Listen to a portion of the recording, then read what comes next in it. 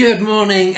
It's another wonderful day, and God is so good. And we're here in the Jerusalem kitchen again, amongst the monkeys, amongst the glasses and all the knives, and we're here looking into the Word of God.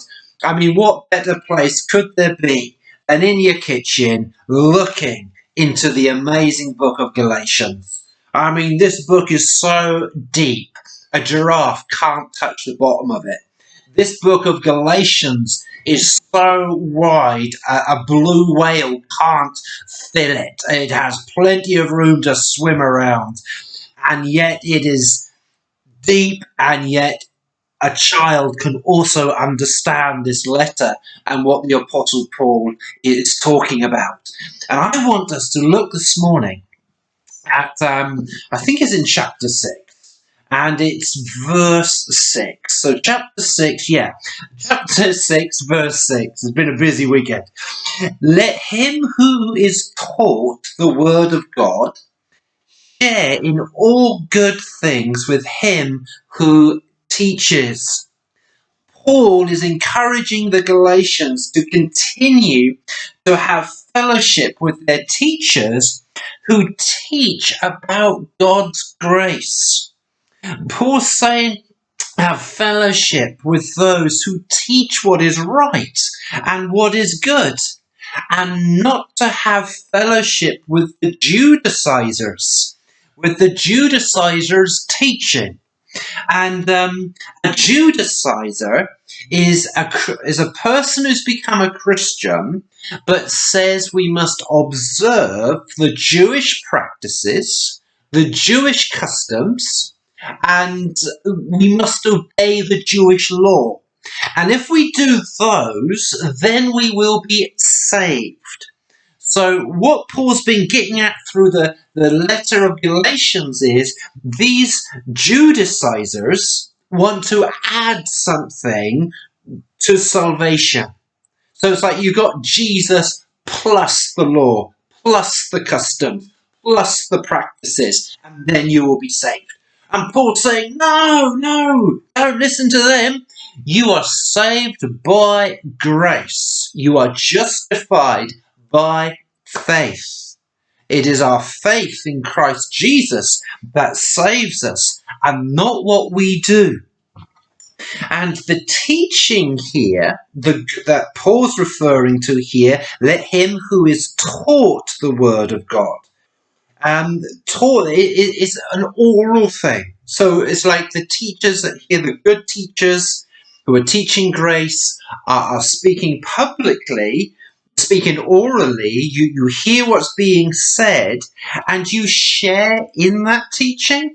It's like you receive that teaching and you become a partner in what is being said, because you begin to live it out. You begin to share it with others. And he says here, let him who is taught the word of God share in all good things with him who teaches. Now, this is one of these little verses, and I've heard a few people saying, I've heard them say, if you are teaching what is right, then you must give that teacher money.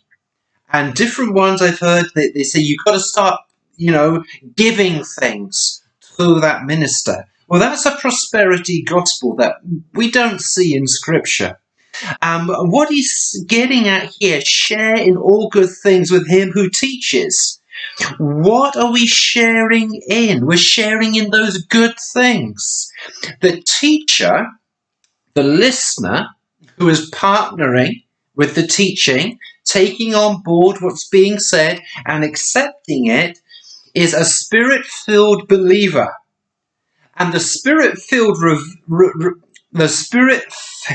believer who shares in the good things will go, chapter 6, verses 1 to 4, they will go and restore the brother that's drifting away. They'll restore them back to faith, and that's a good thing. So they'll work together on that. They restore the right way to live the Christian faith. The spirit-filled believer walks in the Spirit. The Spirit-filled believer lives in grace. The Spirit-filled believer leaves the heresy that they were once in behind and follows the truth of the Lord Jesus Christ. A Spirit-filled believer shares in the good things that are freeing. They're not legalists. They are free in grace. The Spirit-filled believer holds to what is good and true, the Word of God. The Spirit-filled believer has the fruit of the Spirit and walks in holiness. This is so exciting, so much better. You see, that the teacher of God's Word and the person receiving it, they share in that good thing. They share in that goodness together of the truth, and they live it out as it's affected their character, and they've become more like the Lord Jesus Christ. And what Paul's been getting at here to the Galatians as well, just tag this on the end quickly, the good things, if you like, that we share in together, is grace. And grace is a part of God's character. And in the Hebrew, grace refers to favour. Grace literally means favour in the Hebrew language. Hence then, God's favour is given to the unworthy. And each and every one of us, before we come to faith, we are unworthy, we are in sin. But God's grace, which is part of his character, reaches out and rescues us. And we have favour with God that we do not deserve. And it reveals his great love, his great mercy. And so we partner in this good thing that godly and honest biblical teachers teach, like the Apostle Paul was teaching the good things of Christ, the good things of Christianity, to save us from the trap of legalism and waywardness. Let us pray. Heavenly Father, we thank you for your goodness. We thank you for your favour in our lives. We thank you, Lord, that we are favoured by you. Lord, we turn from our sin. We seek to follow you and to share and to partner in the good things of your word.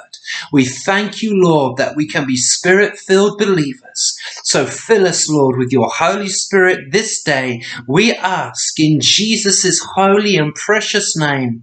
Amen. Amen. And may the Spirit of the Lord rest upon you now and forevermore. Amen.